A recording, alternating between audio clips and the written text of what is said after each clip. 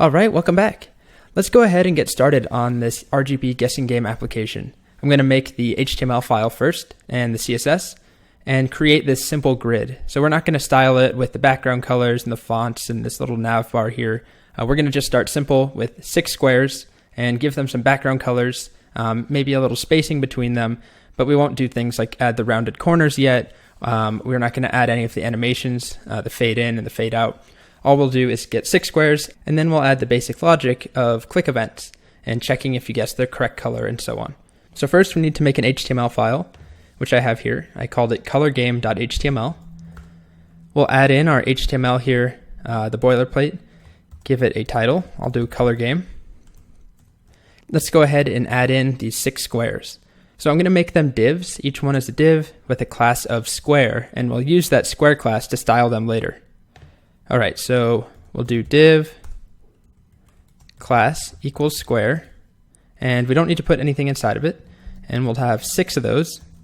And then just to make this cleaner, I'm going to put them all inside of another div that we can style later. I'm just going to call it container. So it's not going to do anything up front. Eventually, we'll use it to make the site responsive and to make the grid shrink. For now, it's just going to group them together so we don't just have 6 squares floating around. Okay, so we have our 6 squares here.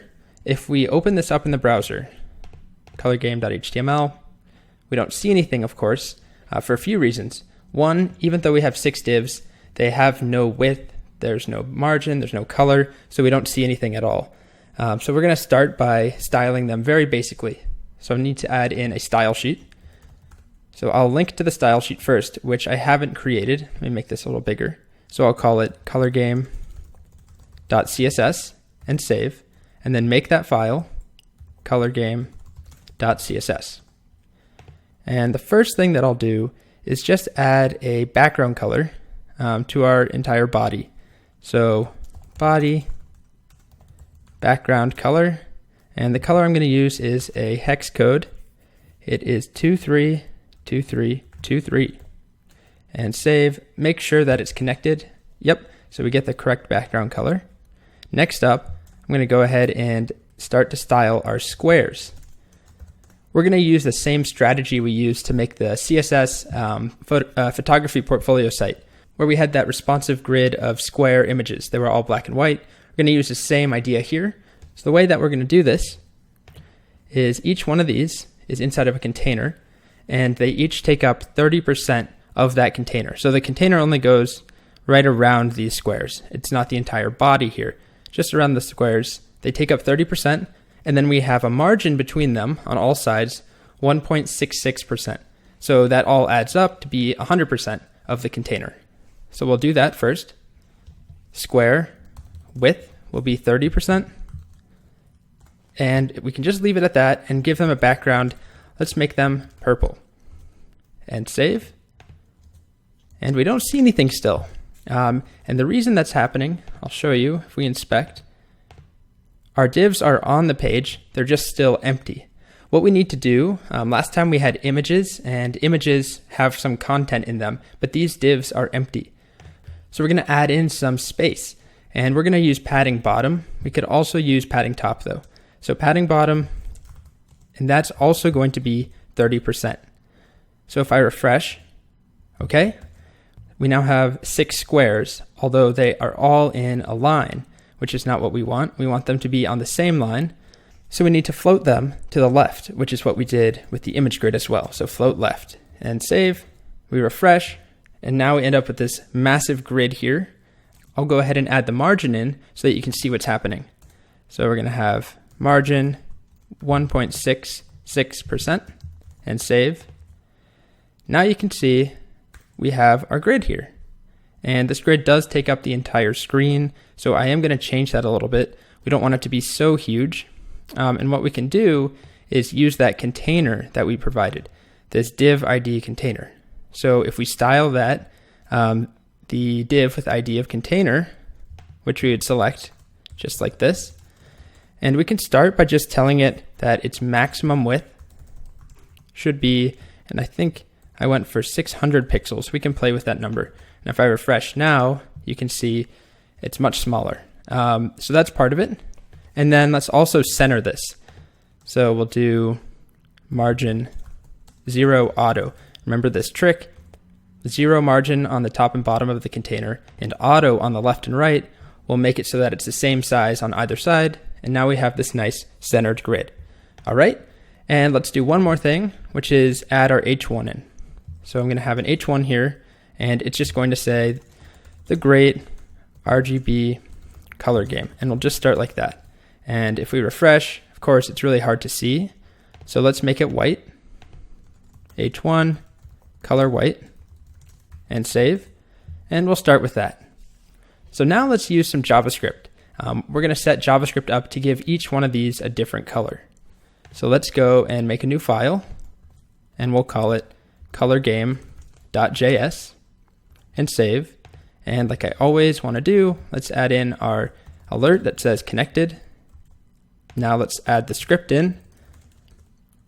Source equals colorgame.js, save, refresh the page, and we get our connected alert. Okay, so I'll resize the window there. Now let's add the code to give them different colors.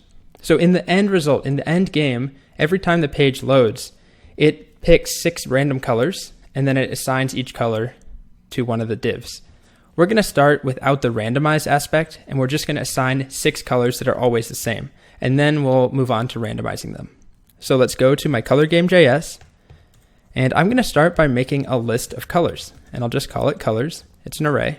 And remember, in our end product, this will be a random list of colors. For now, I'm going to just add some RGBs of my own. So RGB, and I'll start with all red, so 25500.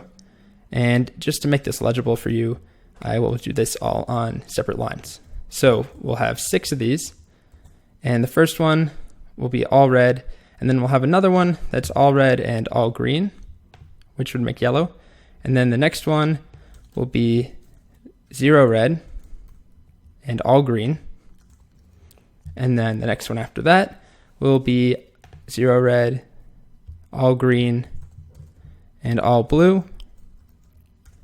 And then we'll also do 0 red, 0 green, 255 blue, and then we'll do 255 red, 0 green, 255 blue. And that will give us an array of 6 colors as strings. And then what we want to do is select all 6 of these squares, loop through them, and then assign one of these colors to each one's background. So to loop through, first we need to select. So var, and we'll call it squares, equals document, and we have a lot of choices here. I'm going to use query selector all, so I make sure to get all 6 of them rather than just the first one. And we're going to select based off of the class square. If we had just done div, remember that we have a container div, and we don't want to select that one. We only want these 6 square divs. So dot square, and then we'll loop through for var I equals 0, I less than squares dot length, and I plus plus. Inside of here, we will then say squares I dot style dot background equals, and this is the interesting part, we're going to take that I and use it to access colors. Hey there, this is Colt. I'm here with a little fix that I'm adding after the fact. Just a quick note, it's much preferable to use style.background color. So background color, one word with an uppercase C, rather than style.background, which is what I'm using in this video. So anytime you see style.background, change it to background color. And the reason for that is that it will work in all browsers. Currently, style.background does not work in Firefox. So it technically works in style.background will work in Chrome, for example, just fine, and the game does work. But I've been getting a lot of questions about what's going on in Firefox, and this is really the main culprit, style.background color. Also, I would like to thank Dell Anderson, one of the students in the discussion forums, for pointing this out most recently. Okay, back to coding. So what we're doing, we have 6 squares, and our I is going to go from 0, 1, 2, 3, 4, 5, and that will loop through each square. And then when I get to the first square, I'm going to take 0 and give it the background color of color 0, which is right here. So that will be red. And then we keep going, and we take 1 for the second div, and we give it the second color with index of 1. And we keep doing that until we get to the end. So we're basically going in order that the divs are on the page is the order that they will be colored using these colors from the array. And if we save, refresh, you can see we get our 6 basic colors. So we have red, yellow, green, cyan, blue, magenta. So that's fine for now. We will focus on randomizing colors later. But as a preview, all that we need to do is generate 3 different numbers from 0 to 255, and then we combine them. So it's just 3 different channels, all randomized, and then we make them into one big string with RGB and parentheses around them. But we're going to go with these colors for now. The next thing that we need to do is every time that the page loads, I'll show you here, not only are 6 colors picked, one of those colors is selected to be the goal, or to be the color that we are looking for. So in this case, this is a color that's picked. So we're going to do that as well. And we're going to start by just hard coding it, and then we'll randomize it afterwards. So we're just going to start by saying the goal color is cyan. So that's the 4th color, index of 3. So we'll write the variable here, var picked color equals the colors array index 3. And that will pick cyan, or this color here, RGB 0255255. And it's a string, remember. Then what we want to do is update our page so that it says that right here, just like we have it here. Obviously not styled the same way, but we want it to say RGB and then in parentheses 0255255. To do that, we're going to have to change our HTML a little bit. If you can think back to the Scorekeeper game, where we had an H1 and we are changing the player 1, player 2 scores. Initially, we just had a plain H1, and when we updated it, it automatically overwrote everything else that was in there. But we don't want to do that. We want to keep the text, the, great, and color game, and our color just goes here. But we don't want to have a separate H1 or something because those would go on separate lines. So we're going to use a span, just like we did in the Scorekeeper game, and just add in RGB there as a placeholder. So nothing looks different, but if we inspect, you can see we now have a span, which means we can easily select it and manipulate the text. And we're going to give it an ID just to make it even easier. So we'll give it ID, and let's just call it color display. Then we'll go to our JavaScript and select that. So var color display equals document, and we'll do get element by ID just for variety's sake. Get element by ID, and it was color display. And we'll save. I'll make this a little bit bigger. Save the file. And then we want to update color display so that it says this color that we picked. So that's going to be color display dot text content equals picked color. Just like that. And we'll refresh. And now we end up with our color here. Great. Let's add the logic now for the click events. So when I click on one of these squares, we want to run some code that's going to figure out which color the square is that we clicked on. And once we have that color, we're going to compare it to the picked color, this one right here. And if they're different, we're going to change the background color of that square so that it goes to the same color as the background of the body.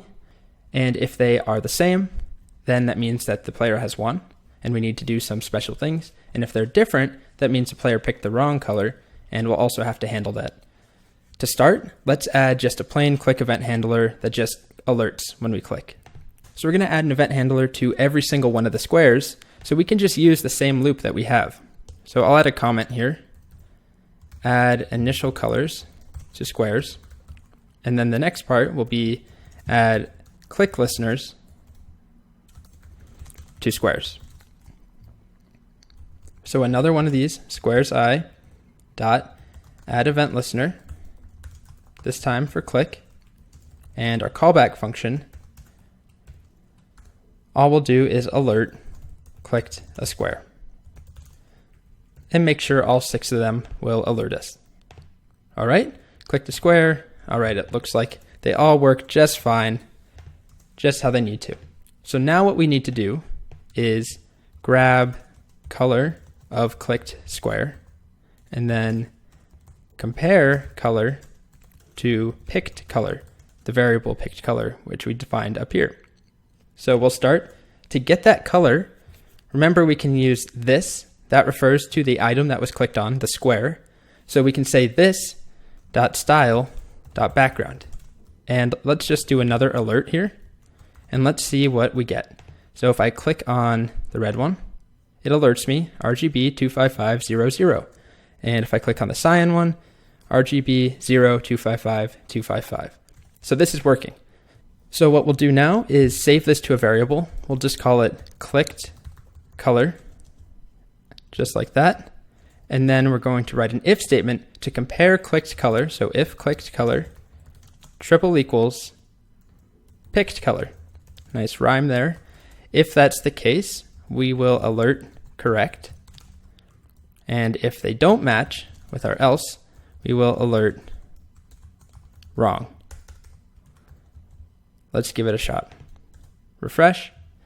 I click on this one, wrong, wrong. And the true test, if I click on the right one, it says correct. So our logic is working. Even though we don't have any of the random colors in, what we do have is an array of 6 colors that are hard-coded in.